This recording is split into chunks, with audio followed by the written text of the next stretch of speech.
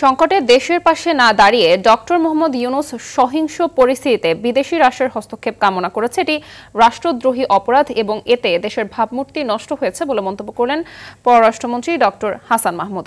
দুপুরে সংবাদ সম্মেলনে তিনি কথা বলেন। মন্ত্রী আরও বলেন, কিছু বিদেশি গণমাধ্যম সহিংসতার ঘটনায় নিহত ও আহতের মিথ্যা তথ্য প্রচার করেছে। ইতিমধ্যে বাংলাদেশের পক্ষ থেকে প্রতিবাদ জানানো হয়েছে। আতিকা রহমানের রিপোর্ট।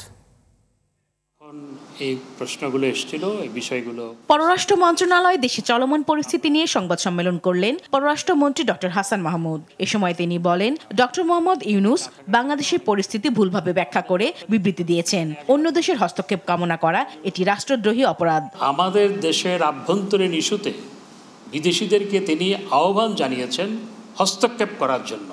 এটি রাষ্ট্রবিরোধী। একজন নোবেল লরিয়েট দেশের উপর, রাষ্ট্রের উপর যে হামলা হয়েছে সেই হামলার প্রতিবাদ না জানিয়ে বরং বিবৃতি দিয়েছেন অন্যান্য বিষয় নিয়ে, সেটি সত্যি দুঃখজনক। শিক্ষার্থীদের আন্দোলন নিয়ে পশ্চিমবঙ্গের মুখ্যমন্ত্রীর বক্তব্যের প্রতিবাদ জানিয়েছে বাংলাদেশ। আমাদের প্রতিবেশী রাজ্য ভারতের মাননীয় মুখ্যমন্ত্রী, তার সাথে আমাদের সম্পর্ক অত্যন্ত চমৎকার, ঘনিষ্ঠ, উষ্ণ, কিন্তু তার এই বক্তব্যে অনেকটা বিভ্রান্তি ছড়ানো হয়েছে। সেজন্য আমরা তার এই বক্তব্যের ব্যাপারে ভারত সরকারকে ইতিমধ্যেই নোট দিয়ে আমরা জানিয়েছি। আল জাজিরা সহ বেশ কিছু গণমাধ্যম কোটা আন্দোলন ও কয়েকদিনের সহিংসতা নিয়ে অসত্য সংবাদ প্রচার করছে বলে জানান পররাষ্ট্রমন্ত্রী। বিদেশে নানাভাবে গুজব ছড়ানো হচ্ছে। ইন্টারনেট না থাকার সুবাদে সেই গুজব বিদেশে যেভাবে ছড়ানো হচ্ছে সেটি অত্যন্ত অনভিপ্রেত এবং নিজস্ব কন্টেন্ট বানিয়ে নানা ধরনের গুজব ছড়ানো হচ্ছে। আমরা আমাদের মিশনগুলোকে এ ব্যাপারে সতর্ক করেছি।